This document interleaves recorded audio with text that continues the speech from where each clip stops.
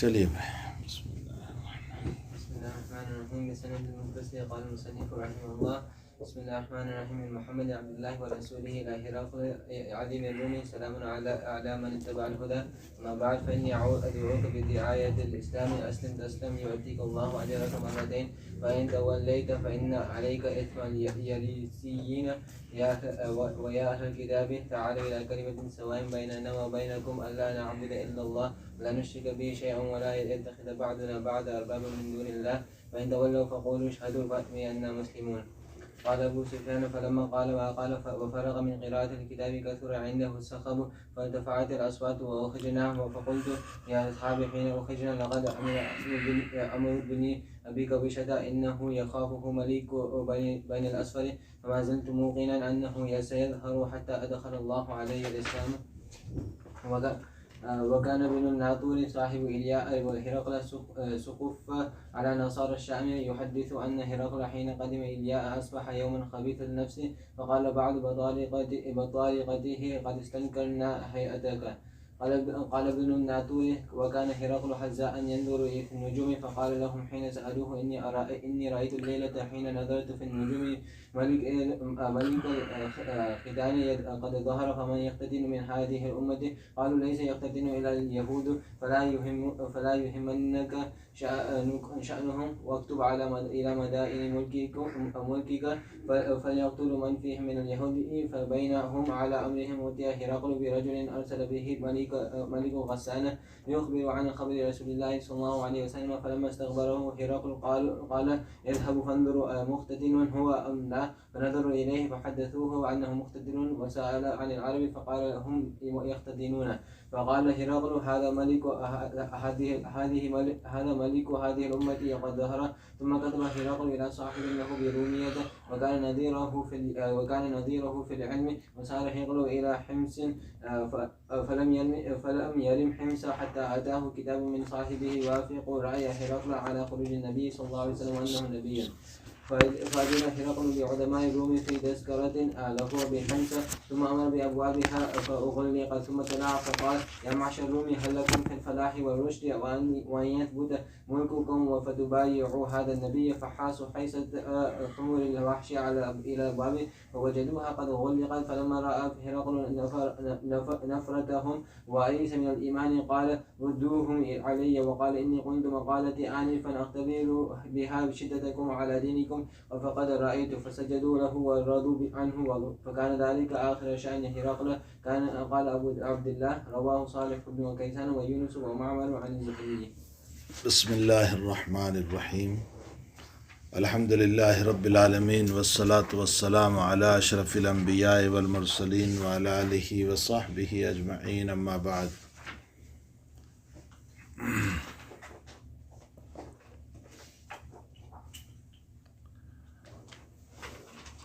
کل کے سبق میں آپ نے پڑھا کہ ہرقل جس وقت اپنی عبادت سے فارغ ہوا اور سلیب کو نصیب کر کے فارغ ہوا تو اس کے بعد اس نے سلیب نصب کرنے کے بعد وہیں ایلیا نام ہے بیت المقدس کا، یروشلم کا، وہیں پر نبی اکرم صلی اللہ علیہ وسلم کی تحقیق کے لیے اسی علاقے کے افراد کو تلاش کیا گیا جس میں ابو سفیان کی جماعت ملی اور ان سے کچھ سوالات کیے اور پھر ان سوالات کا تجزیہ کیا جس سے اس نے ثابت کیا کہ واقعتاً یہ نبی ہے، اور ساتھ ساتھ یہ بھی کہا کہ اگر مجھے موقع مل جائے تو میں اس صورت میں لتجشمت لقاءہ، میں بھرپور کوشش کروں گا ان تک پہنچنے کی، اور میری کوشش یہ ہوگی کہ میں وہاں پہنچوں اور میں ان کے پاؤں دھو کر پانی پیوں۔ اس کے بعد اس نے خط مبارک کو منگوایا جو دہیہ کلبی رضی اللہ تعالیٰ عنہ کے ساتھ نبی اکرم صلی اللہ علیہ وسلم نے بھیجا تھا۔ حضرت دہیہ رضی اللہ تعالیٰ عنہ بڑے خوبصورت تھے، اور نبی اکرم صلی اللہ تعالیٰ علیہ وسلم پر اکثر جو جبریل وحی لے کر آتے تھے وہ دہیہ قلبی کی شکل میں آتے تھے، اور دہیہ قلبی کو حضرت کا حکم تھا کہ عظیم بصرہ کے پاس جانا اور یہ خط ان کو دینا۔ عظیم بصرہ کا نام حارث بن ابی ثمر الغسانی ہے۔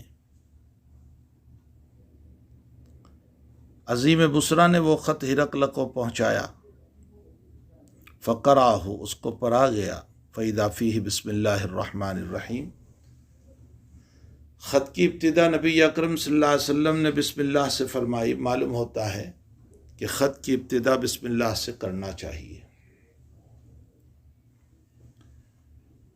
چاہے غیر مسلم کو خط لکھ رہے ہیں، اس لیے کہ یہ خط غیر مسلم کو ہی جا رہا تھا۔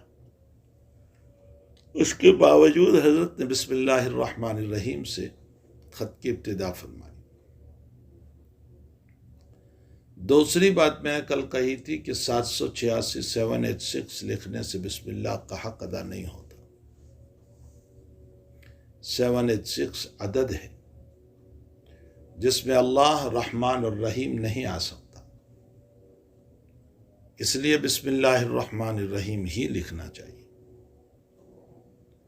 بعض لوگ بھی اسم ہی تعالی لکھ دیتے ہیں، اس سے بھی بسم اللہ کا حق ادا نہیں ہوتا، بلکہ مکمل بسم اللہ الرحمن الرحیم لکھنا چاہیے۔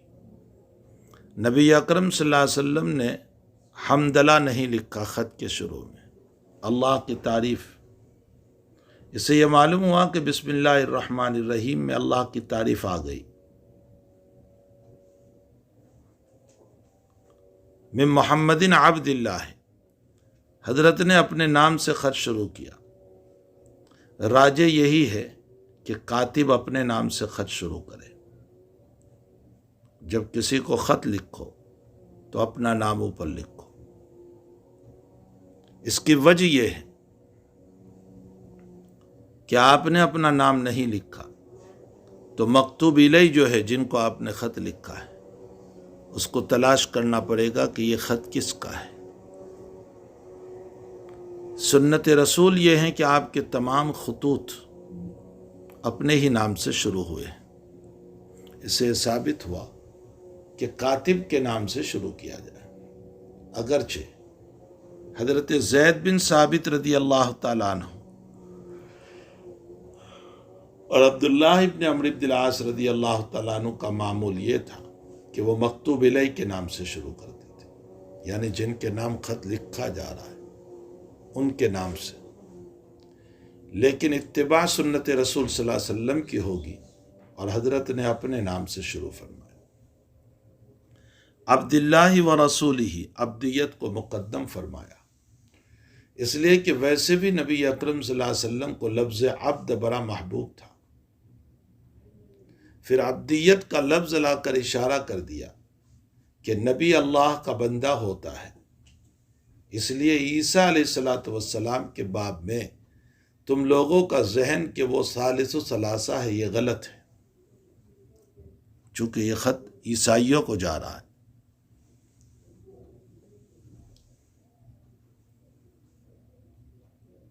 قرآن کریم میں بھی اللہ تعالیٰ نے لفظ عبدیت کو نبی علیہ السلام کے لیے استعمال فرمایا۔ سبحان الذی اسری بعبدہ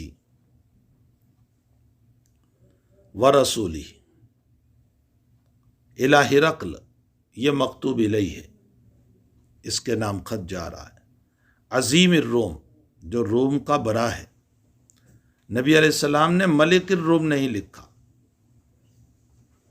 اس لیے کہ بادشاہ وہ بنتا ہے جس کو اللہ اس کا رسول بنائے، لیکن چونکہ وہ اپنے علاقے کا بڑا ہے اس لیے حضرت نے اس کے مرتبے کی رعایت فرمائی اور عظیم الروم لکھا۔ اس سے یہ معلوم ہوتا ہے کہ کسی کے ساتھ گفتگو میں، خطوط کے لکھنے میں، دعوت دینے میں اس کے مقام کی رعایت کرنا چاہیے، اس کے مرتبے کی رعایت کرنا چاہیے۔ جس وقت انگریز کا زمانہ تھا ہندوستان میں، اور وہاں کے گورنر نے کہا کہ میں دارالعلوم دیوبند دیکھنے کے لیے آنا چاہتا ہوں۔ ظاہر سی بات ہے کہ گورنر ہے، منع تو کر نہیں سکتے، تو اس کی آمد پر جلسہ رکھا، اور علامہ انور شاہ صاحب کشمیری رحمۃ اللہ علیہ کو خطبہ استقبالیہ پڑھنے کو کہا، تو شاہ صاحب نے اس کی شان کے مطابق کلمات کہے۔ بعض لوگوں نے اس پر اشکال کیا کہ یہ تو ظالم ہے گورنر، اس نے بے شمار مسلمانوں کو شہید کیا ہے۔ حضرت شاہ صاحب نے اس روایت سے استدلال کیا کہ نبی اکرم صلی اللہ علیہ وسلم نے ہرقل کی تعریف کی تھی عظیم الروم۔ معلوم ہوتا ہے کہ جس کا جو مقام ہو وہ اپنی جگہ ملحوظ رکھا جائے۔ سلام علی من اتبع الہدی، سلام ہو اس آدمی پر جو ہدایت کی اتباع کرے۔ غیر مسلم کو سلام ہو سکتا ہے یا نہیں؟ جمہور علماء تو منع فرماتے ہیں کہ سلام نہیں ہو سکتا، یہی حنفیہ کا مسلک ہے، لیکن صاحب در مختار نے لکھا ہے کہ اگر ضرورت ہو تو غیر مسلم کو بھی سلام کر سکتے ہیں۔ مثلا کوئی ظالم ہے اور اس کو سلام نہ کرنے میں نقصان ہے تو آپ اس کو سلام کر دیجئے، چاہے وہ غیر مسلم ہو۔ اما بعد فإنی ادعوک بدعایت الاسلام، میں تمہیں دعوت دیتا ہوں اسلام کی دعوت۔ ویسے دعایا کا لفظ حدیث شریف میں آیا ہے، لیکن آج کل دعایا کا لفظ عربی زبان میں پروپیگنڈا پر بولا جاتا ہے، یعنی کسی کے خلاف سازش، اس پر دعایا کا لفظ بولا جاتا ہے۔ اس لیے کہیں عرب میں جاؤ تو دعایا کا لفظ نہ بولنا گفتگو کرتے ہوئے، حالانکہ حدیث شریف میں آیا ہے، اس کا معنی دعوت کا ہے۔ آج کل دعوت کے لفظ کے لیے دعوت کا لفظ بولا جائے، دعایا کا لفظ نہ بولا جائے۔ اسی طرح انتشار کا لفظ نہ بولا جائے، اگرچہ انتشار کا معنی پھیلانا، لیکن آج کل یہ لفظ جو بولتے ہیں عرب، وہ جھوٹی خبروں کو پھیلانے کے لیے بولتے ہیں، اور اچھی خبروں کو پھیلانے کے لیے نشر بولتے ہیں۔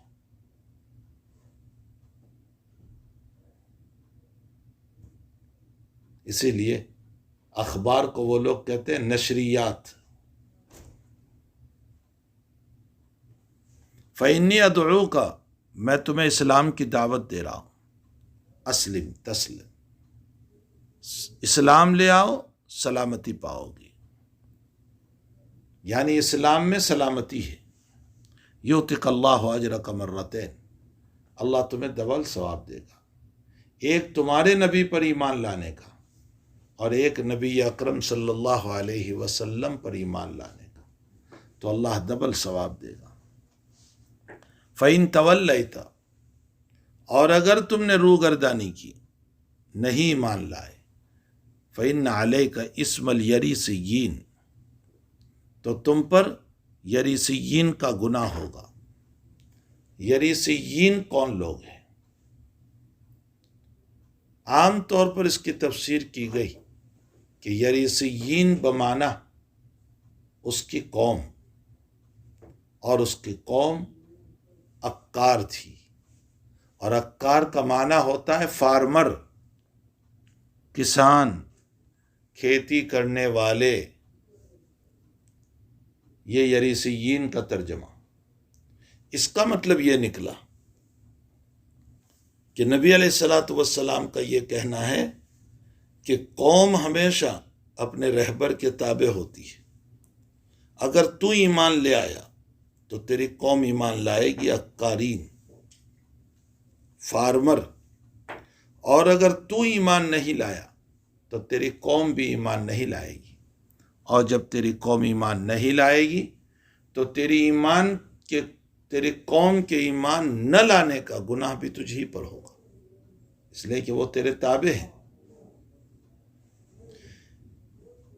لیکن امام طحاوی رحمۃ اللہ علیہ، علامہ محمد ابن حزم ظاہری رحمۃ اللہ علیہ فرماتے ہیں کہ یہ عریسیین اصل میں ایک عالم گزرا ہے ان میں، اس کا نام ہے عریسو مصری۔ اس کا عقیدہ یہ تھا کہ عیسیٰ علیہ الصلاۃ والسلام اللہ کے بندے ہیں، اللہ نہیں ہیں، جیسے ہمارا عقیدہ ہے۔ اور ہرقل کی قوم عریسو مصری کو ماننے والی تھی۔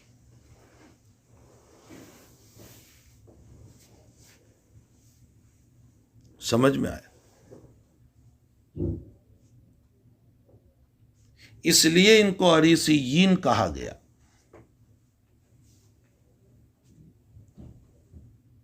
اور یہی بات راجح ہے۔ مولانا علی میاں صاحب رحمۃ اللہ علیہ نے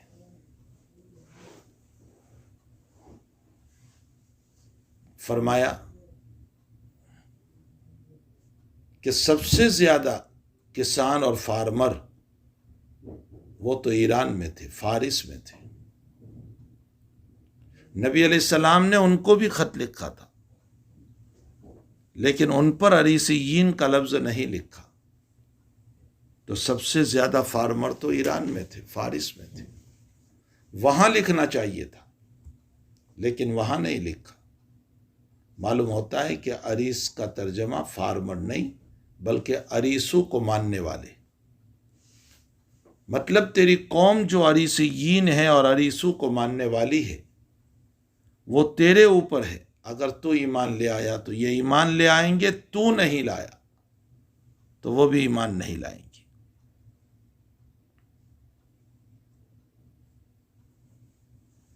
وَيَا أَهْلَ الْكِتَابِ تَعَالَوْا إِلَىٰ كَلِمَةٍ سَوَاءٍ بَيْنَنَا وَبَيْنَكُمْ، اے اہل کتاب آ جاؤ اس کلمے کی طرف جو ہمارے تمہارے درمیان برابر ہے، اللہ نعبد الا اللہ، اور وہ کلمہ یہ ہے کہ اللہ کے علاوہ کسی کی عبادت نہ کریں، ولا نشرک بہ شیئا، اور اللہ کے ساتھ کسی کو شریک نہ کریں، ولا یتخذ بعضنا بعضا اربابا من دون اللہ، اور آپس میں ایک دوسرے کو معبود نہ بنائے اللہ کو چھوڑ کر، فَإِن تَوَلَّوْا، اگر تم روگردانی کرو گے، فقولو، تو تم گواہی دو، بِأَنَّا مسلمون، کہ ہم لوگ مسلمان ہیں۔ یہ آیت لکھ کر کے نبی اکرم صلی اللہ علیہ وسلم نے ان کو یہ کہا کہ نفس توحید میں تو ہم اور تم برابر ہیں کہ ایک اللہ ہے، تو اب رسالت ہی کا اعتراف کرنا ہے۔ یہاں سوال یہ ہے کہ یہ آیت تو اتری ہے وفد نجران کی آمد پر۔ نجران کے عیسائی نبی علیہ السلام کی خدمت میں آئے تھے،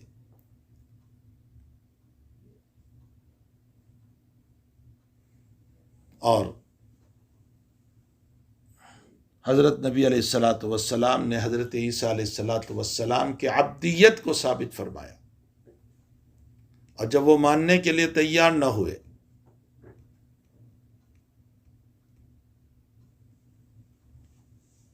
تو نبی علیہ السلام نے فرمایا کہ اچھا مباہلہ کر لو، قل تعالوا ندعو ابناءنا وابناءکم ونساءنا ونساءکم وانفسنا وانفسکم ثم نبتہل فنجعل لعنۃ اللہ علی الظالمین، مباہلہ کرو۔ لیکن پھر ان لوگوں نے منع کیا مباہلہ کرنے سے۔ اس موقع پر یہ آیت نازل ہوئی، یا اہل الکتاب تعالوا الی کلمۃ سواء بیننا وبینکم الا نعبد الا اللہ ولا نشرک بہ شیئا ولا یتخذ بعضنا بعضا اربابا من دون اللہ۔ اور وفد نجران کی آمد سن ہجری 9 میں ہوئی ہے، سن ہجری 9 میں، اور یہ جو خط نبی علیہ الصلاۃ والسلام نے لکھا ہے وہ سن ہجری 6 کے اخیر میں لکھا ہے، جب صلح حدیبیہ سے واپس آئے۔ تو یہ آیت تو سن 9 میں اتری، تو سن 6 میں حضرت نے کیسے لکھی؟ اشکال سمجھ میں آیا؟ اس آیت کا تعلق تو وفد نجران سے، نبی علیہ السلام نے نجرانیوں کو کہا جو عیسائی تھے، تو آیت 9 میں اتری، اور حضرت کا خط تو جا رہا ہے سن 6 کے اخیر میں۔ بعضوں نے کہا کہ حضرت کی زبان سے یہ کلمات نکلے، اللہ تعالیٰ نے بعد میں اس کو وحی بنا کر اتارا، لیکن یہ غلط ہے۔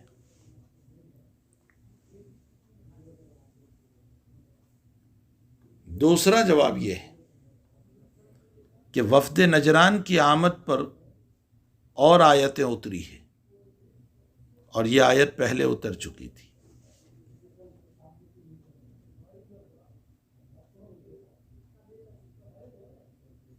تیسرا جواب یہ ہے کہ اس آیت کا نزول 2 مرتبہ ہوا۔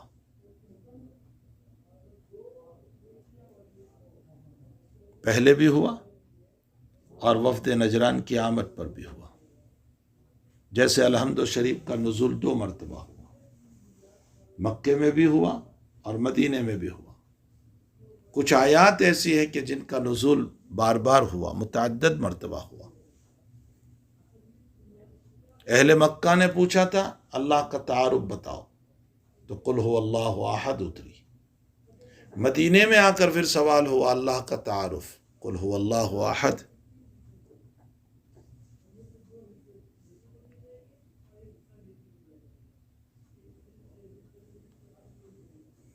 اس آیت سے ایک استدلال بعض لوگوں نے یہ بھی کیا ہے کہ جنوبی اور حائضہ قرآن کریم کی تلاوت کر سکتی ہے، حالت حیض اور جنابت میں قرآن کی تلاوت ہو سکتی ہے۔ ان کا استدلال اس طرح ہے کہ نبی اکرم صلی اللہ علیہ وسلم نے غیر مسلم کو خط لکھا، اور غیر مسلم کے وضو اور غسل کا کوئی اعتبار نہیں، اگرچہ وہ وضو اور غسل کرے پھر بھی اعتبار نہیں۔ تو جب غیر مسلم تلاوت کر سکتا ہے تو پھر حائضہ اور جنوبی کیوں نہیں کر سکتے؟ یہ استدلال ہے ان لوگوں کا۔ یہ مسئلہ انشاءاللہ کتاب الطہارت میں آئے گا۔ علامہ ابن حزم ظاہری رحمۃ اللہ علیہ، علامہ ابن منذر اور خود امام بخاری رحمۃ اللہ علیہ کا مسلک یہ ہے کہ حالت حیض اور حالت جنابت میں تلاوت ہو سکتی ہے۔ جمہور علماء کرام منع فرماتے ہیں کہ حالت حیض اور جنابت میں نہیں ہو سکتی۔ امام ابو حنیفہ رحمۃ اللہ علیہ فرماتے ہیں کہ بنیت ذکر تلاوت ہو سکتی ہے۔ بنیت ذکر کا معنی موت کی خبر آئی اور آپ نے پڑھ دیا انا للہ و انا الیہ راجعون۔ یا حائضہ مادون الآیت پڑھ سکتی ہے، یعنی پوری آیت نہیں، آدھی آیت۔ امام مالک رحمۃ اللہ علیہ کا مسلک یہ ہے کہ حائضہ پڑھ سکتی ہے، جنوبی نہیں پڑھ سکتا، اس لیے کہ جنوبی کو اپنی نجاست دور کرنا اپنے ہاتھ میں ہے، حائضہ کے ہاتھ میں نہیں ہے۔ وہ تو اللہ کی طرف سے سماوی آفت ہے اور خون جاری ہے، اس لیے حائضہ کتنے دنوں تک بیٹھی رہے گی، اس لیے حائضہ پڑھ سکتی ہے لیکن جنوبی نہیں پڑھ سکتا۔ امام شافعی، امام احمد ابن حنبل رحمۃ اللہ علیہ کے وہاں مطلقاً حائضہ اور جنوبی نہیں پڑھ سکتے۔ یہ میں نے مسالک بیان کر دیے، باقی اس پر تفصیل آگے چل کر کتاب الطہارت میں انشاءاللہ تعالی آئے گی۔ یہ خط ہرقل کو لکھا گیا، اور جب اس کی مجلس میں پڑھا گیا تو ہرقل کے بھتیجے نے یا ہرقل کے بھائی نے یوں کہا کہ یہ کون آدمی ہے جس نے اپنا نام آپ سے پہلے لکھا، یعنی محمد کا نام ہرقل سے پہلے لکھا، یہ تو بادشاہ کی توہین ہے۔ تو ہرقل نے جواب دیا کہ اگر یہ نبی ہیں تو ان کا یہ حق ہے کہ وہ اپنا نام پہلے لکھے. اگر وہ نبی ہے تو یقیناً ان کا نام پہلے ہوگا. پھر ہرقل نے اس خط کی بڑی تعظیم کی تھی، حتیٰ کہ اس خط کو سونے کی نلکی میں رکھ کر، سونے کے پائپ میں رکھ کر اس خط کو شاہی خزانے میں رکھا تھا اور اس کی بڑی حفاظت کی تھی. ان تمام خطوط کو ڈاکٹر حمید اللہ صاحب رحمۃ اللہ علیہ نے جمع کیا ہے، اور اس کتاب کا نام ہے الوثائق السیاسیہ.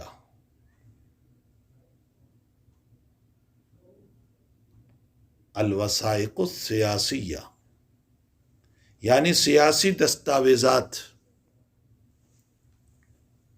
وثائق وثیقہ کی جمع ہے، سیاسی دستاویزات. قال ابو سفیان، ابو سفیان نے کہا کہ فلما قال ما قال، یعنی وہ خط جو پڑھا گیا، وفرغ من قراءۃ الکتاب، بادشاہ نے جو کچھ کہا اور خط پورا ہوا، قصر عنده الصخب، تو بادشاہ کے پاس شور بہت ہوا. صخب شور، اس لیے کہ سارے وزراء بیٹھے تھے نا وہاں، اور ان کے مذہب کے خلاف یہ ساری باتیں ہوئی، اس لیے شور ہونے لگا. فارتفعت الاصوات، آواز بلند ہوئی. وأخرجنا، اور ہمیں اندر سے نکال دیا گیا. اس لیے ہمیں نکال دیا گیا کہ اب ہم اندر کے راز کو جان نہ لیں. یہ ان کے اندر کے مسائل تھے، اس لیے ہم کو نکال دیا گیا. فقلت لاصحابی حین اخرجنا، میں نے اپنے دوستوں سے کہا، ابو سفیان کہتے ہیں جب ہم کو نکالا گیا، لقد امیر امر ابن ابی قبشہ. امیرہ بلند ہونا، امیر کو امیر اسی لیے کہتے ہیں کہ وہ بھی سب سے اوپر ہوتا ہے. اب ترجمہ ہوگا ابن ابی قبشہ کا معاملہ تو بہت بلند ہو گیا. امیرہ بلند ہو گیا، ابو قبشہ کے بیٹے کا معاملہ. ابو قبشہ سے ابو سفیان نے نبی علیہ السلام کو مراد لیا.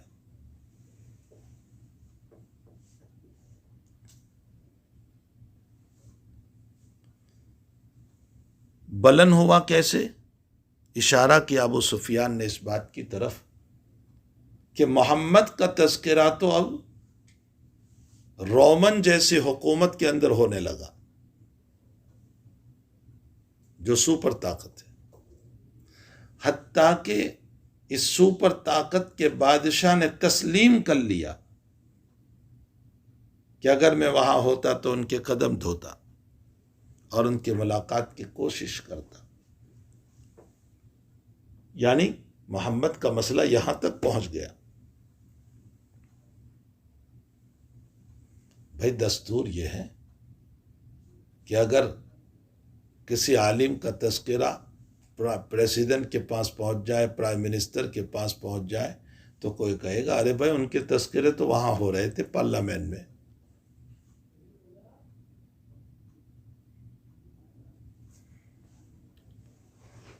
لیکن چونکہ ابو سفیان کو حسد تھا نبی اکرم صلی اللہ علیہ وسلم سے، اس لیے یہ تو کہا کہ معاملہ بلند ہو گیا، لیکن حضرت کا نام نہیں لیا.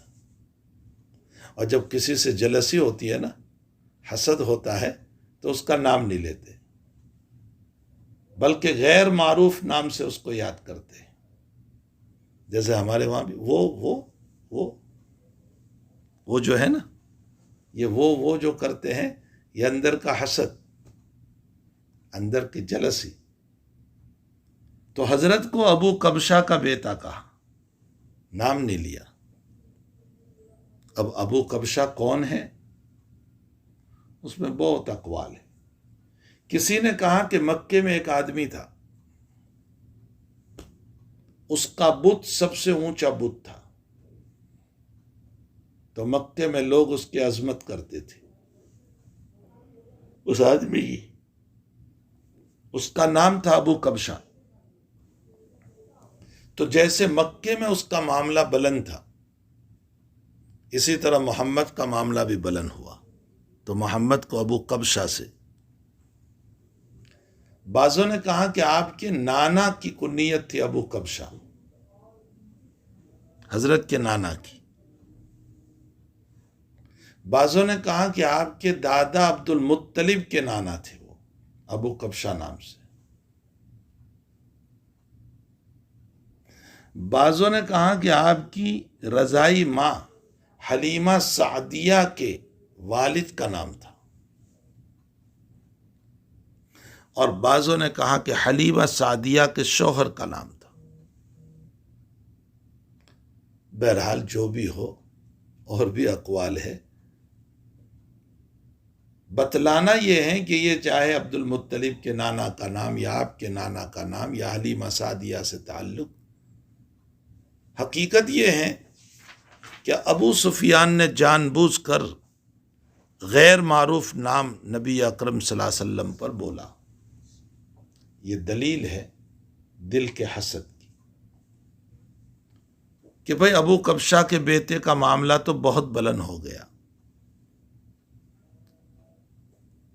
انہو یخافہ ملک بنی الاسفر، اس لیے کہ بنو الاسفر کا بادشاہ بھی ڈرنے لگا۔ بنو الاسفر کا بادشاہ یعنی ہرقل۔ رومی لوگوں کو بنو الاسفر کیوں کہتے ہیں؟ یا تو اس بنیاد پر کہ کسی زمانے میں حبشی لوگوں نے حملہ کیا تھا رومن امپائر پر، اور اس وقت ان کی عورتوں سے غلط تعلقات یا شادی یا نکاح حبشیوں نے کیا، تو حبشیوں کی سیاہی اور رومیوں کی سفیدی، ان دونوں سے مل کر جو اولاد پیدا ہوئی وہ سرخ تھی، ارے زرد تھی، سرخ تھی۔ اس بنیاد پر ان کو بنو الاسفر کہا۔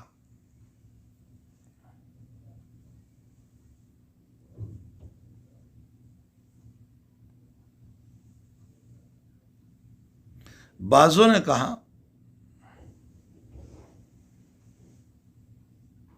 کہ حضرت اسحاق علیہ السلام کے پرپوتے میں اسفر ابن روم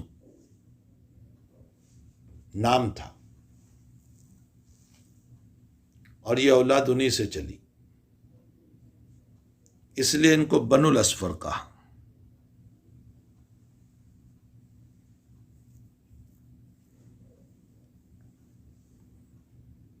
بہرحال ابو سفیان کہنے لگا کہ بھئی اس سے تو بنو الاسفر کا بادشاہ بھی ڈر رہا ہے۔ ابو سفیان آگے کہہ رہا ہے فما زلت موقنا، مجھے یقین ہو گیا کہ انہ سیظہر، کہ بس اب محمد کا دین غالب آ کر رہے گا۔ سیظہر ظاہر ہوگا نہیں، غالب ہوگا۔ حتی ادخل اللہ علیہ الاسلام، یہاں تک کہ اللہ نے مجھ پر بھی اسلام کو داخل کر دیا، یعنی میں مسلمان ہو گیا۔ لیکن ابو سفیان کا جملہ دیکھو، حتی ادخل اللہ علیہ، اللہ نے داخل کیا، مطلب یہ ہے کہ میں تو نہیں چاہتا تھا، لیکن بس اللہ تعالیٰ نے اسلام کو داخل کر دیا اور میں مسلمان ہو گیا۔ فتح مکہ کے موقع پر ابو سفیان مسلمان ہوئے ہیں رضی اللہ تعالیٰ عنہ، اور اس کے بعد یہ سچے پکے مسلمان رہے۔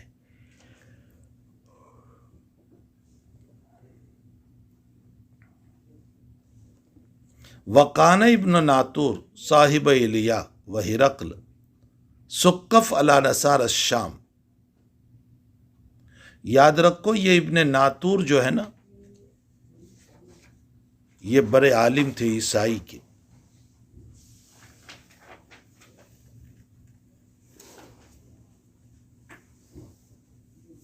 اور انہوں نے لمبی عمر پائی۔ یہاں تک کہ ابن شہاب زہری رحمۃ اللہ علیہ نے ان کا زمانہ پایا، لمبی عمر پائی، اس لیے تو ابن شہاب زہری سے ملاقات ہوئی۔ یہ بعد میں ایمان لے آئے تھے، اس لیے ابن شہاب زہری براہ راست ابن ناطور سے نقل کر رہے ہیں۔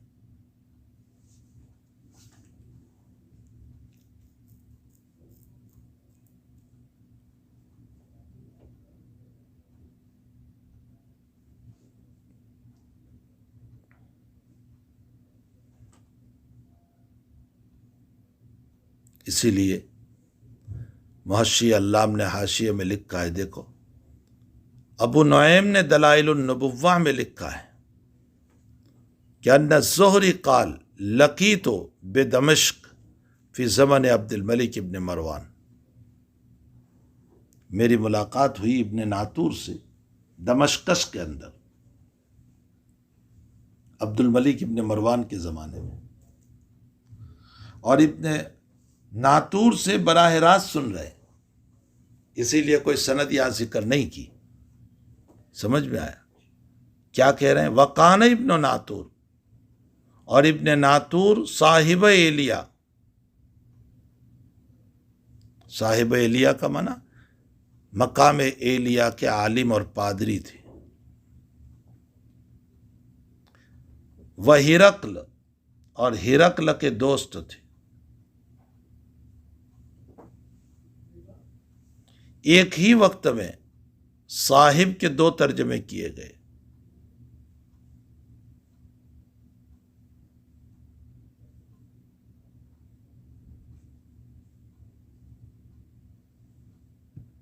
اسی کو کہتے ہیں عموم مشترک، جو آپ نے اصول فقہ میں پڑھا۔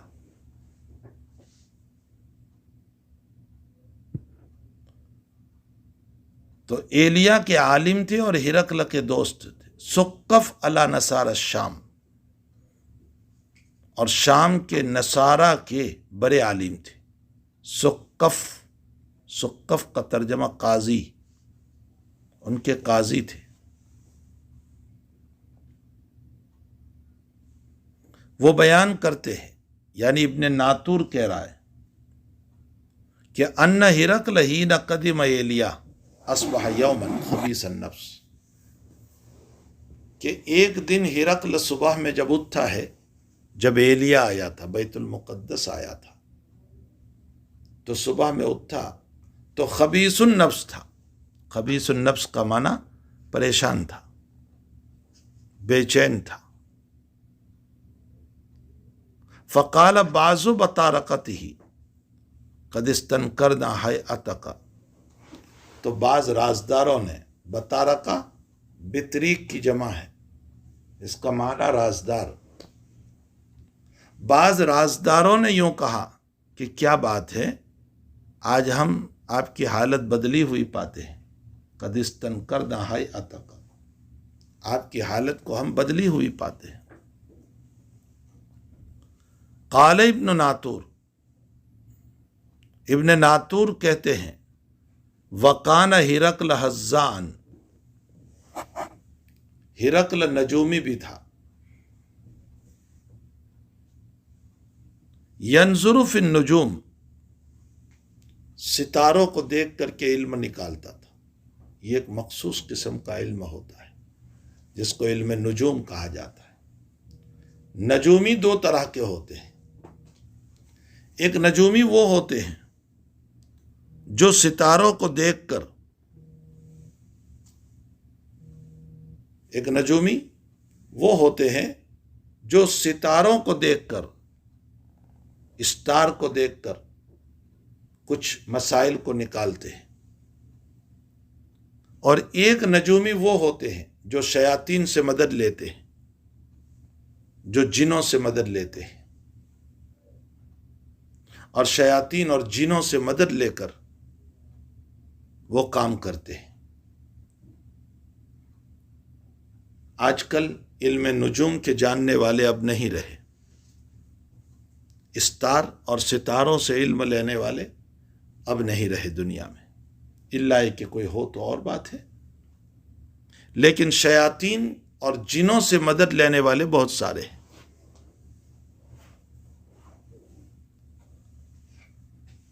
تو کہتے ہیں کہ ہرقل جو ہیں ینظر فی النجوم، حزان یہ کاہن تھا، نجومی تھا، اور ستاروں میں دیکھتا تھا.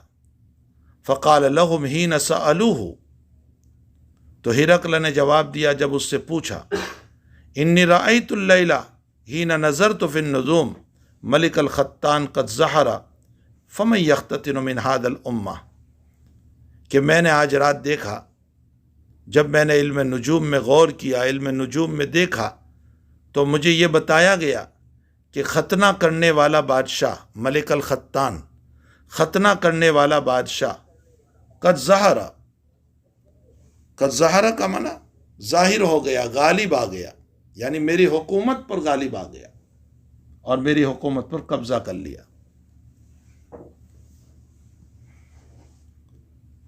فمن یختتن من هذه الامہ، تو ہرقل نے کہا کہ دیکھو میں نے آج کی رات جو علم نجوم میں دیکھا تو مجھے یہ بتایا گیا کہ میری حکومت پر، روم پر ختنہ کرنے والا بادشاہ غالب آ گیا. تو دیکھو کون ختنہ کرتا ہے، ذرا تحقیق کرو. فمن یختتن هذه الامہ، کون اس امت میں ختنہ کرتا ہے.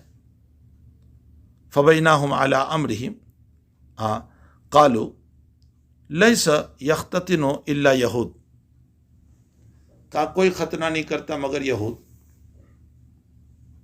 یاد رکھو ختنہ سنت ہے ابراہیم علیہ السلام کی، اس سے پہلے دنیا میں ختنہ نہیں تھا. حضرت ابراہیم علیہ السلام نے 80 سال کی عمر میں اپنا ختنہ خود کیا تھا اللہ کے حکم سے. 80 سال کی عمر تھی.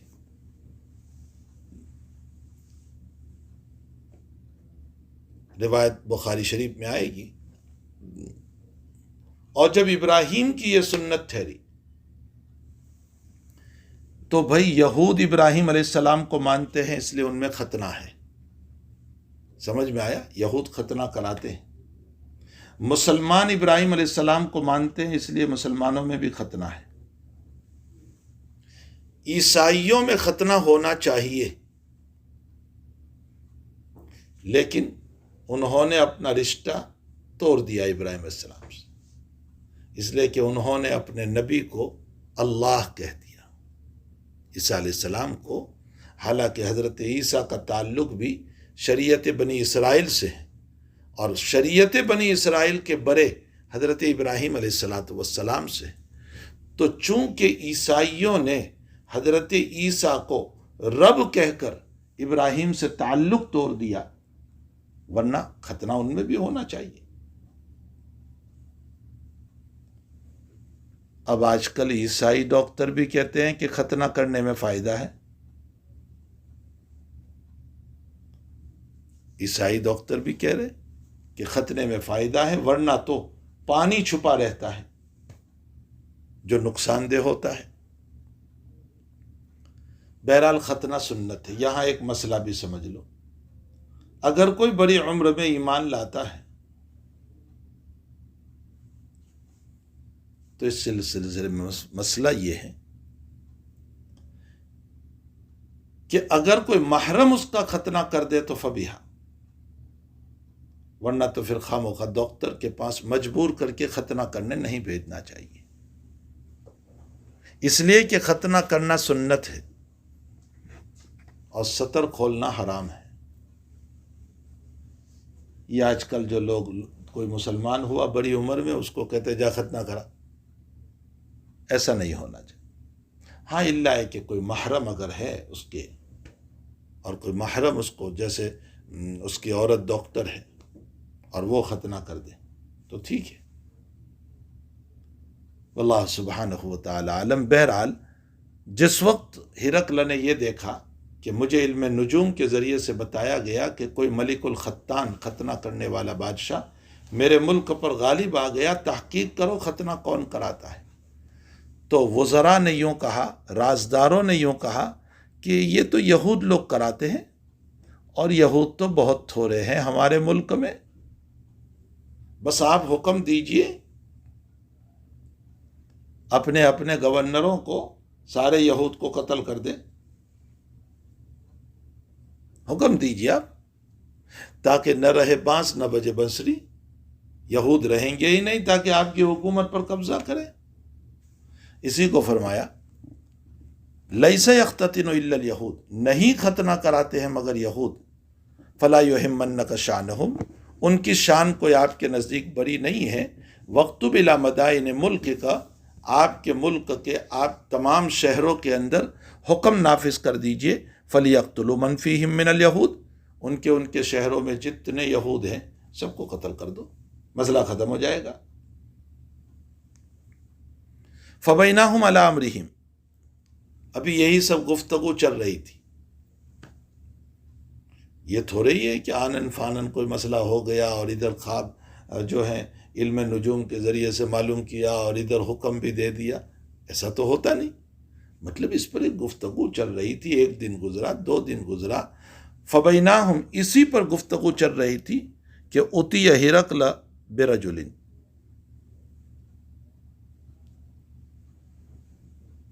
ہرقل کے پاس ایک آدمی کو لایا گیا، اس کو ملک غسان نے بھیجا، اور غسان بھی اس وقت جو ہے ہرقل کے ماتحت تھا، جیسے تمہارے وہاں پروونس ہوتے ہیں نا، اسٹیٹ ہوتے، اسی طرح ایک علاقہ تھا غسان، وہ بھی ہرقل کے ماتحت تھا، اور غسان کے بادشاہ کو بھی اطلاع مل چکی تھی کہ ہرقل نے اس طرح علم نجوم میں دیکھا ہے کہ کوئی ختنہ کرنے والا غالب آ گیا، تو ایک آدمی ملا ملک غسان کو جو ختنہ کیا ہوا تھا، اور یہ آدمی آیا تھا عرب سے، حجاز سے، تو ملک غسان نے اس کو پکڑ کے بادشاہ کے پاس بھیج دیا۔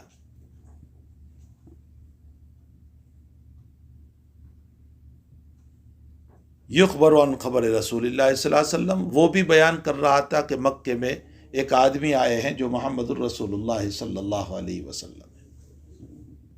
فلما استخبروہ ہرقل، ہرقل نے جب اس سے ساری خبر کو معلوم کیا، قال، تو ہرقل نے کہا، اذهبوا فانظروا امختدن ہوا ام لا، دیکھو بھائی دیکھو، اس کو لے جاؤ، یہ عرب جو آیا ہے نا اور حضور پاک صلی اللہ علیہ وسلم کی اطلاع بھی دے رہا ہے، اس کو لے جاؤ، یہ ختنے والا ہے یا نہیں۔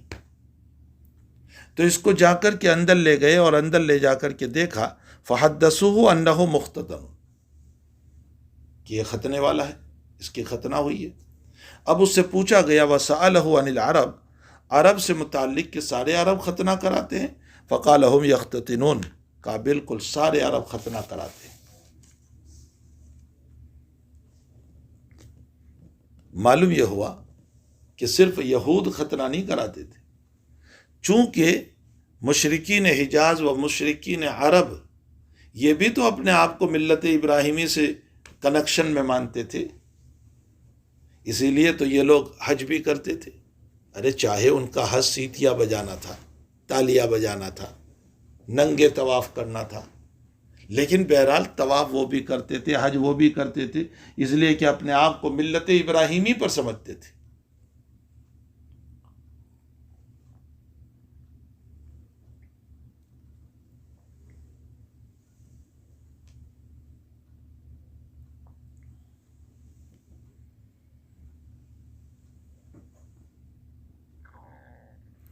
جب دیکھا گیا کہ بھئی سارے عرب ختنہ کرتے ہیں، اور پھر محمد صلی اللہ علیہ وسلم بھی وہیں آئے ہوئے ہیں، اور اس سے پہلے حضور کا خط بھی پہنچ چکا ہے، اور سارے سوالات کے جوابات بھی ہو چکے ہیں، تو ہرقل سمجھ گیا کہ یہ جو مجھے علم نجوم میں بتایا گیا کہ میرے ملک پر کوئی غالب آ جائے گا، وہ حقیقت میں محمد اور اس کے رفقا ہوں گے۔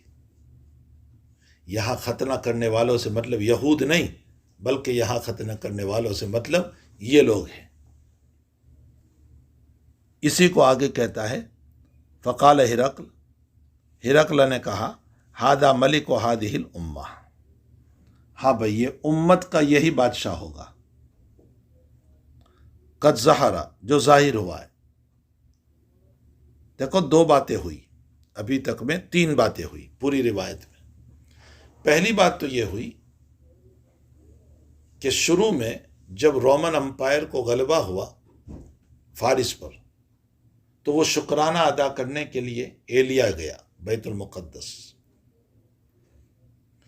اس درمیان نبی اکرم صلی اللہ علیہ وسلم کا خط پہنچا۔ اس نے اپنی عبادت سے فارغ ہونے کے بعد یہ کہا کہ یہ جس علاقے میں نبوت کے دعوے دار ہیں اس علاقے کے اگر کچھ لوگ آئے ہو تو ہم انکوائری کریں۔ ابو سفیان اور اس کی جماعت کو بلایا گیا، یہ دوسری بات ہوئی، اور ان سے ساری تحقیقات لی گئی اور اس پر اپنا ریمارک بھی دیا، تجزیہ بھی دیا کہ میں نے یہ سوال اس لیے کیا، یہ سوال اس لیے کیا، اور اس کے بعد کہا کہ اگر میں وہاں ہوتا تو میں کوشش کرتا ملاقات کی اور ان کے پاؤں دھو کر پیتا۔ دو باتیں ہوئی۔ پھر تیسری بات، دہیہ کلبی رضی اللہ تعالیٰ عنہ نے عظیم بصرہ کو جو خط پہنچایا تھا وہ خط ہرقل کے پاس پہنچ چکا تھا، اس لیے ہرقل نے کہا کہ اچھا اس خط کو پڑھو۔ وہ خط پڑھا گیا۔ اب اس خط کو پڑھنے کے بعد وزراء نے شور کیا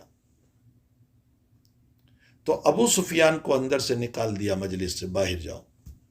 ان سارے رفقا کو نکال دیا۔ ابو سفیان نے باہر آ کر یہ کہا کہ بھئی ابو قبشہ یعنی محمد کا معاملہ تو بہت اونچا ہو گیا، اس لیے کہ رومن امپائر کا بادشاہ بھی ڈر رہا ہے۔ یہ تین باتیں ہوئی۔ آگے کی چوتھی بات جو ہے وہ ابن شہاب زہری کہتے ہیں کہ ابن ناطور جو خود ہرقل اور حضور کے زمانے میں ایلیا کا پادری تھا، عالم تھا اور ہرقل کا دوست بھی تھا، وہ بعد میں مسلمان ہو گیا۔ اس نے ابن شہاب زہری رحمۃ اللہ علیہ کو بیان کیا کہ ہرقل جو ہے، یہ چوتھی بات، کہ بہت پریشان تھا۔ پوچھنے پر فرمایا کہ مسئلہ یہ ہے کہ رات میں نے جب علم نجوم میں دیکھا، اور وہ حضا بھی تھا، نجومی بھی تھا، تو اس نے کہا کہ میں نے علم نجوم میں دیکھا کہ کوئی ختنہ کرنے والا بادشاہ میرے ملک پر غالب آ گیا ہے۔ تو مشیروں نے، مشورہ دینے والوں نے، بطارقہ کا معنی مشورہ دینے والے، رازدار، مشیروں نے یوں کہا کہ اس میں گھبرانے کی کیا ضرورت ہے، ختنہ تو یہود لوگ کراتے ہیں اور یہود بہت تھوڑے ہیں ہمارے ملک میں، آپ حکم دے دیجئے اپنے اپنے شہروں کے اندر ان سب کو ختم کر دیں۔ ابھی یہ بات چل رہی تھی کہ پانچویں بات آئی کہ غسان کے بادشاہ نے ایک آدمی کو بھیجا جو عرب سے آیا تھا، اور وہ حضور پاک صلی اللہ علیہ وسلم کے سلسلے میں باتیں کر رہا تھا۔ بادشاہ ہرقل نے یوں کہا کہ اس کو جا کر کے دیکھو کہ یہ مختون ہے یا نہیں، ختنے والا۔ دیکھا کہ ہاں یہ ختنے والا ہے، تو اس سے پوچھا گیا تو کہا سارا عرب ختنہ کراتا ہے۔ بادشاہ نے قرائن ملائے کہ ادھر خط مل چکا ہے نبی علیہ السلام کا، تحقیق ہو چکی ہے، نبوت کا پورا دعویٰ میرے سامنے آ چکا ہے، اور علم نجوم سے یہ پتہ چل رہا ہے کہ ختنہ کرنے والا کیا ہوا بادشاہ یہ میرا ملک پر غالب آئے گا، اس سے مطلب یہی لوگ ہیں۔ یہ کل 5 باتیں ہوئی۔ اب چھٹی بات، ثم كتب ہرقل الى صاحب له برومیہ۔ رومیہ ایک جگہ کا نام ہے جو روم میں تھا، اور یہاں بہت بڑا عالم ایک رہتا تھا عیسائیوں کا، اور ہرقل بھی اس کو بہت مانتا تھا۔ تو ہرقل نے، اور ہرقل کا وہ دوست بھی تھا، تو ہرقل نے اپنے دوست کو رومیہ میں جو رہتا تھا، یہ رومیہ شہر کا نام ہے جو روم کے اندر آیا، اس کو لکھا اس مسئلے کی تحقیق کے سلسلے میں۔ وَقَانَ نَظِيرُهُ فِي الْعِلْمِ، اور وہ جو عالم تھا نا رومیہ میں، وہ علم میں ہرقل ہی کی طرح تھا، نظیر تھا اس کی۔ وَسَارَ ہرقل إِلَى حِمْص، ادھر ہرقل نے پوری باتوں کو لکھ کر رومیہ کے عالم پر بھیجی کہ آپ ذرا اس باب میں مجھے کچھ بتائیں۔ دوسری طرف ہرقل اپنی عبادت کو ادا کر کے ایلیا سے اب اپنی دارالحکومت حمص کی طرف روانہ ہو گیا۔ یہ حمص پہنچا ہے، فلم یرم حمص، ابھی حمص پہنچا ہی نہیں تھا کہ حتی اتاہ کتاب من صاحبہ، وہ رومیہ سے اس عالم کا، دوست کا جواب آ گیا، یوافق رائے ہرقل، جو ہرقل کے رائے سے اتفاق کیا تھا کہ نبی اکرم صلی اللہ علیہ وسلم نکل چکے ہیں، آ چکے ہیں، یعنی یہی وہ نبی ہے جو ہماری کتاب انجیل کے اندر بشارت سنائی گئی ہے، یہی وہ نبی ہے، اس نے بھی تائید کر دی۔ بلکہ تاریخی روایتوں سے پتہ چلتا ہے کہ یہ جو رومیہ ہے نا، یہ عالم رومیہ میں یہ ایمان بھی لے آئے تھے نبی اکرم صلی اللہ علیہ وسلم، اور ان کے ایمان لانے کی وجہ سے ان کی قوم نے ان کو قتل کر دیا تھا۔ جب ہرقل کی طرف سے ساری باتوں کی اطلاع ملی اور انہوں نے جب تحقیق کی تو ان کو یقین ہو گیا کہ یہی نبی آخر الزماں ہے، اس پر وہ ایمان لے آئے تھے۔ واللہ سبحانہ وتعالی عالم۔ وَأَنَّهُ نَبِيٌّ، اور یہ کہا کہ وہ نبی ہے۔ فَأَذِنَ ہرقل لِعُظَمَاءِ الروم فی دسکرۃ لہ بحمص۔ اب جب چاروں طرف سے یہ خبر آ گئی کہ وہ جو نبی آخر الزماں کی بشارت ہماری کتاب میں سنائی گئی ہے انجیل کے اندر، وہ نبی آخر الزماں آ چکے ہیں، اور یہ سارے قرائن دلائل سب نے بتا دیا کہ یہی وہ نبی ہے، تو اب بادشاہ نے سوچا کہ لاؤ میں میری قوم کے سامنے یہ بات رکھوں۔ اس لیے فَأَذِنَ ہرقل نے حکم دیا لعظماء الروم، روم کے بڑوں کو، جو وزراء تھے اس کے، ان سب کو، فی دسکرۃ لہ بحمص، حمص کے اندر جو اس کا مشورہ گاہ تھا، میٹنگ ہال تھا، پارلیمنٹ تھا، اس میں سب کو جمع ہونے کا حکم دیا۔ سارے وزراء جب اندر آ گئے اور اپنی اپنی سیٹوں پر بیٹھ گئے تو ہرقل نے کہا دروازہ بند کر دو۔ دروازہ، اس میں کیا حکمت تھی وہ بعد میں آ رہی ہے، کہا دروازہ بند کرو، دروازہ بند کر دیا۔ ثم امر بابوابها فغلقت، دروازہ بند کر دیا۔ ثم اطلع، پھر ہرقل سامنے آیا اور اپنے سارے وزراء کو پارلیمنٹ میں خطاب کرتے ہوئے یوں کہا، یا معاشر الروم، اور رومیوں کی جماعت، حل لکم فی الفلاح والرشد، کیا تم کامیابی چاہتے ہو؟ تم کامیاب ہو جاؤ، تم یہ چاہتے ہو؟ وَأَن يَثْبُتَ مُلْكَكُمْ، اور کیا تم یہ چاہتے ہو کہ تمہارا ملک باقی رہے؟ فَتَبَايَعُوا هَذَا النَّبِيَّ، تو اس نبی کے ہاتھ پر بیعت کر لو۔ فَحَاسُوا حَيْثَةَ حُمُورَ الْوَحْشِ إِلَى الْأَبْوَابِ، فحاسو، حاسو بھاگنا، تو بھاگنے لگے جنگلی گدھوں کی طرح۔ حمر حمار کی جمع ہے، وحش کا معنی جنگلی، یعنی جتنے وزراء تھے نا یہ جنگلی گدھوں کی طرح دروازے کی طرف بھاگنے لگے۔ کیوں بھاگنے لگے؟ اس لیے کہ ان کے مذہب کے خلاف بات آ گئی، تبدیلی مذہب کا مسئلہ آ گیا۔ یہ کہنے لگے یہ کیا کہہ رہا ہے تو بھائی، کیا ہمارا مذہب ہم چھوڑ دیں گے؟ اس لیے سارے لوگ بھاگنے لگے۔ لیکن فوجدوها قد غلقت، دیکھا کہ دروازہ تو بند ہے۔ اس میں بادشاہ کی حکمت کیا تھی؟ دروازہ کیوں بند کرایا؟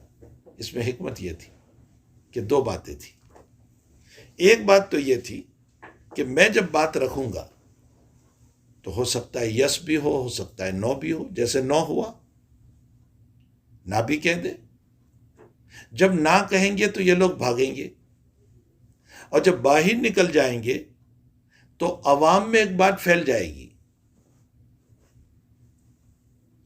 اور جب عوام میں میرے خلاف ایک بات پھیل جائے گی تو عوام میرے دشمن ہو جائیں گے۔ سمجھ میں آیا؟ ایک تو حکمت یہ تھی۔ دوسری حکمت یہ تھی کہ دروازہ اس لیے بند کروا دیا کہ میں جب ان کے سامنے یہ پیشکش رکھوں گا، یہ مسئلہ رکھوں گا، تو ہو سکتا ہے یہ لوگ نہ کہہ دے، جیسے نہ کہا۔ تو اگر یہ باہر نکل گئے تو تو پھر مجھے بلا کر سمجھانا مشکل ہو جائے گا. جب باہر چلے جائیں گے تو مشکل ہو جائے گا. اگر اندر ہی اندر رہیں گے تو پھر مجھے سمجھانا آسان ہوگا. اس لیے دروازہ بند کر دیا. یہ دو حکمتیں ہیں. اس لیے یہ سب جب بھاگنے لگے تو دروازہ بند تھا. فلما رأى ہرقل نفرتهم، جب ہرقل نے اس کی نفرت، ان لوگوں کی نفرت کو دیکھا، وَآئِسَ مِنَ الْإِيمَانِ، اور ایمان سے مایوس ہو گیا، بھئی یہ لوگ ایمان لانے والے نہیں ہیں. قال ردوہم علیہ، بھئی واپس آ جاؤ، سب اپنی اپنی سیٹوں پر بیٹھ جاؤ، واپس آؤ. سارے لوگ اپنی اپنی سیٹوں پر بیٹھ گئے. تو اب بادشاہ کی بات بدل گئی، ہرقل کی بات بدل گئی. کہنے لگا انی قلت مقالتی آنفاً اختبر بہا شدتکم علی دینکم، میں تو تمہارا امتحان لینا چاہتا تھا، میں تو تمہارا ایگزام لینا چاہتا تھا کہ تم اپنے دین پر کتنے مضبوط ہو. شدتکم علی دینکم، تم اپنے دین پر کتنے مضبوط ہو، میں یہ دیکھنا چاہتا تھا. یہ نہیں کہ میں تمہیں کوئی تبدیلی مذہب کی دعوت دے رہا ہوں، مذہب کو بدلنے کی، یہ نہیں ہے. میں تو صرف یہ دیکھنا چاہتا تھا کہ تم مضبوط ہو یا نہیں. میں نے دیکھ لیا کہ ماشاءاللہ تم تو اپنے دین پر بڑے مضبوط ہو اور اپنے دین کو چھوڑنے والے نہیں ہو. فقد رأیت، میں نے دیکھ لیا کہ کیسے یہ حالات آ جائیں لیکن تم اپنے دین کو نہیں چھوڑو گے. واہ واہ ماشاءاللہ. جب یہ بات کہی اس نے، فسجدوا لہ، تو ساری قوم نے ہرقل کو سجدہ کر لیا. پوری بات بدل دی اس نے. اصلاً تو بات وہی تھی جو وہ کہنا چاہ رہا تھا کہ یہ نبی ہے اور مان لو، لیکن اس نے دیکھا کہ قوم باغی ہو گئی اور میری کرسی خطرے میں آ گئی. اس لیے اس نے پوری بات بدل کر کے کہا کہ میں تو تمہارا امتحان لینا چاہتا تھا، اختبرو، میں امتحان لینا چاہتا تھا، شدتکم علی دینکم، کہ تم تمہارے دین پر کتنے مضبوط ہو. فقد رأیت، میں نے دیکھ لیا کہ تم بڑے مضبوط ہو، اپنے دین کو نہیں چھوڑ سکتے ہو. فسجدوا لہ، اس کو سجدہ کیا. ورضوا عنہ، اور راضی ہو گئے اس سے، خوش ہو گئے اس سے. امام بخاری رضی اللہ تعالیٰ عنہ آخری جملہ لا رہے، فَقَانَ ذَلِكَ آخِرَ شان ہرقل. بھئی یہ ہرقل کی آخری شان ہے، دیکھ لو تم، یعنی وہ مسلمان نہیں ہوا. سمجھ میں آیا؟ یہ مسلمان نہیں ہوا. اس لیے جو بعض لوگوں نے اس کو ہرقل کو ان کے کچھ جملوں کی بنیاد پر کہہ دیا کہ وہ مسلمان ہوا، یہ غلط ہے. سن ہجری 9 کے اندر تبوک جو ہوا ہے نا، یہ تبوک میں لشکر لے کر ہرقل ہی آیا تھا، اور اس نے جب یوں کہلوایا تھا کہ انی مسلم، میں مسلم ہوں، تو حضرت نے فرمایا کذب عدو اللہ انہ علی دینہ، اللہ کا دشمن جھوٹ بولتا ہے، وہ اپنے ہی دین پر ہے. لیجئے نبی اکرم صلی اللہ علیہ وسلم نے خود منع کر دیا. معلوم ہوتا ہے کہ ہرقل ایمان نہیں لایا، اور بعض لوگوں کو سہو ہو گیا کہ ان لوگوں نے یہ لکھ لیا کہ ہرقل ایمان لایا تھا. امام رحمۃ اللہ علیہ جب بھی کسی کتاب کو ختم کرتے ہیں تو اخیر میں کوئی ایسا لفظ لاتے ہیں جس سے براعت اختتام کی طرف اشارہ ہوتا ہے. میں شروع مقدمے میں آپ کو بتا چکا ہوں. حافظ ابن حجر عسقلانی رحمۃ اللہ علیہ کہتے ہیں کہ اختتام کتاب کی طرف اشارہ، اور حضرت شیخ مولانا زکریا صاحب رحمۃ اللہ علیہ فرماتے ہیں کہ اختتام انسان کی طرف اشارہ. حافظ کے نزدیک آخری لفظ کون سا ہے؟ آخر. فکان ذالک آخر، یعنی اب کتاب کا اختتام میں کر رہا ہوں، کتاب الوحی کو یہاں ختم کر رہا ہوں. اور حضرت شیخ رحمۃ اللہ علیہ کے وہاں بھی لفظ آخر سے انسان کے اختتام کی طرف اشارہ ہوا، اور اس بات کی طرف اشارہ ہوا کہ انسان تجھے مرنا ہے، تو بھی سوچ لے کہ دنیا کے خاطر اپنے دین کو نہ چھوڑ دینا. سمجھ میں آیا؟ ان چند ٹھیکروں کے خاطر، چند روپیوں کے خاطر، چند پیسوں کے خاطر، جیسے اس نے اپنی کرسی کے خاطر ایمان کو چھوڑ دیا اور ہمیشہ کے لیے اللہ کے عذاب کا مستحق ہو گیا۔ اے کتاب کے پڑھنے والوں، تم لوگ دنیا کے خاطر یا کرسی کے خاطر یا پیسوں کے خاطر اپنے ایمان کا سودا نہ کرنا۔ اس روایت کو باب سے کیا مناسبت؟ حضرت شیخ الہند رحمۃ اللہ علیہ تو فرماتے ہیں کہ عظمت وحی کی طرف اشارہ ہوا۔ وحی کتنی عظیم الشان ہے، اس کا پتہ اس روایت سے چلتا ہے کہ نبی اکرم صلی اللہ تعالی علیہ وسلم کے اخلاق حمیدہ اتنے اعلیٰ، جب آپ اتنے اعلیٰ ہیں تو آپ پر نازل ہونے والی وحی بھی اتنی ہی اعلیٰ۔ اور ایک تقریر، ایک مناسبت میں نے اور بیان کی تھی کہ بدء الوحی کے اندر امام رحمۃ اللہ علیہ صرف ابتدائے وحی کو یہ نہیں بیان فرما رہے، بلکہ ابتدائے وحی کے موقع پر وحی کی کیفیت، صاحب وحی کی کیفیت اور حامل وحی جبریل کے حالات۔ اس روایت میں پوری حدیث ہرقل جو ہے نا، اس میں صاحب وحی کے حالات بیان کیے گئے۔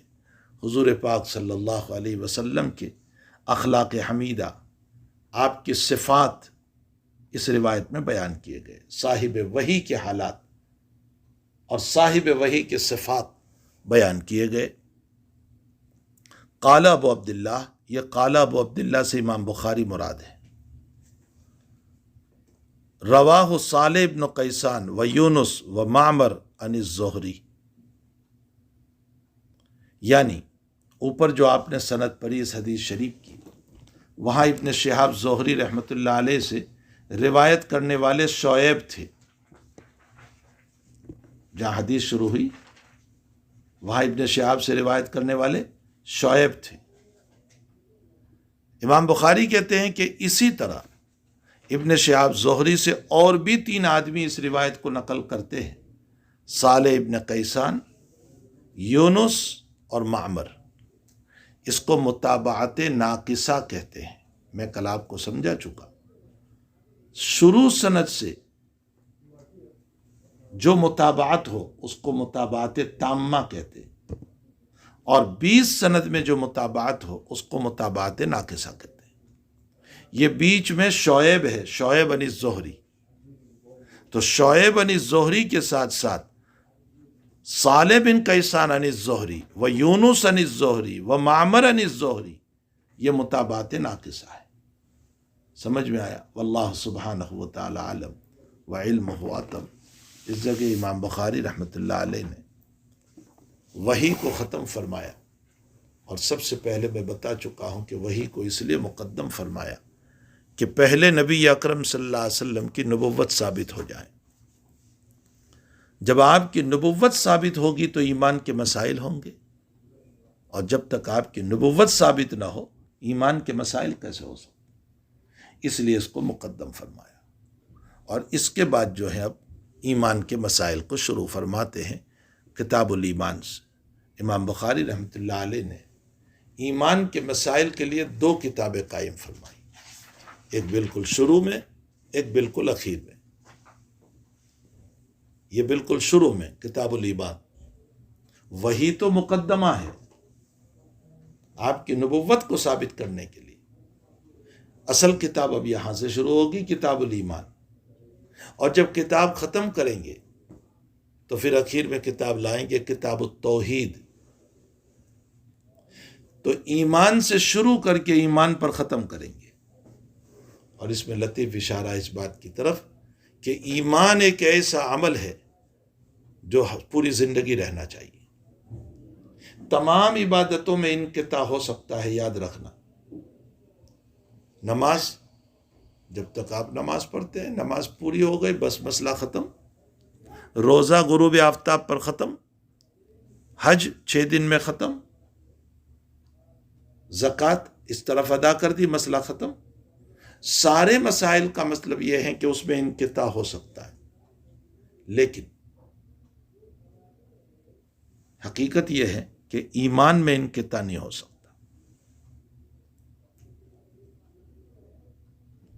اور اگر 1 منٹ کے لیے، 1 منٹ تو میں نے بہت لمبا وقت کہہ دیا، 30 سیکنڈ کے لیے بھی آپ کو ایمان میں شک ہو گیا یا ایمان چھوڑ دیا تو کیا نقصان ہوا؟ امام ابو حنیفہ رحمۃ اللہ علیہ فرماتے ہیں اس سے پہلے کہ ساری عبادت بیکار ہو گئی.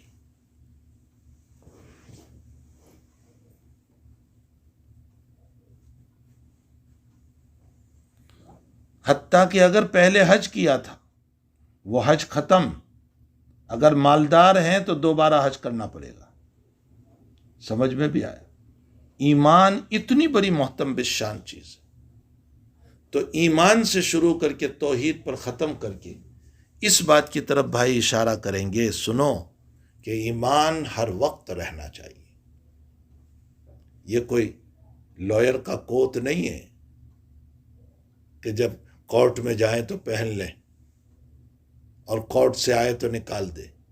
ایمان تو جب سو رہے ہیں تو بھی ایمان، جاگ رہے ہیں تو بھی ایمان، استنجا کھانے میں ہے، واش روم میں تو بھی ایمان، بیوی کے ساتھ ملاقات ہے تو بھی ایمان، نماز میں بھی ایمان، ہر وقت ایمان.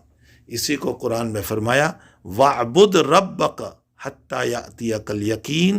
عبادت کبھی ایمان کے معنی میں بھی آتا ہے، یہاں ایمان کے معنی میں عبادت کرو موت تک، حتیٰ یاتیک الیقین، یقین بمعنی موت. اسی لیے ایک جگہ قرآن میں فرمایا یا ایھا الذین آمنوا اعبدوا ربکم، یا ایھا الذین آمنوا اعبدوا، اے ایمان والو عبادت کرو. کیا عبادت کرو؟ یعنی ایمان پر جمے رہو. اور دوسری آیت میں فرمایا یا ایھا الناس اعبدوا ربکم. ساری دنیا کو اللہ نے کہا اے لوگو عبادت کرو. تو چلو مومن ہیں وہ تو نماز پڑھیں گے، تو یا ایھا الناس میں تو کفار بھی آ گئے، وہ کہاں نماز پڑھیں گے، وہ کہاں عبادت کریں گے. اس لیے یا ایھا الناس اعبدوا ربکم میں اعبدوا سے ایمان مراد ہے، اے لوگو ایمان لے آؤ تمہارے رب کے اوپر. تو عبادت بمانا یہاں ایمان ہے، اور ایمان ایک ایسی دولت ہے، ایسی عبادت ہے کہ جس کو اول سے لے کر اخیر تک، موت تک اس کو باقی رکھنا ہے. اس لیے اب وحی کے ذریعے سے جب نبی علیہ السلام کی نبوت کو ثابت فرما دیا تو اس کے بعد کتاب الایمان اب شروع کریں گے کہ جب نبوت ثابت ہو گئی تو اب ان پر ایمان لانا، ان کی باتوں پر ایمان لانا یہ ضروری ہوگا. یہ ہے مناسبت ما قبل سے. واللہ سبحانہ وتعالی لا الہ الا اللہ محمد رسول اللہ صلی اللہ علیہ وسلم.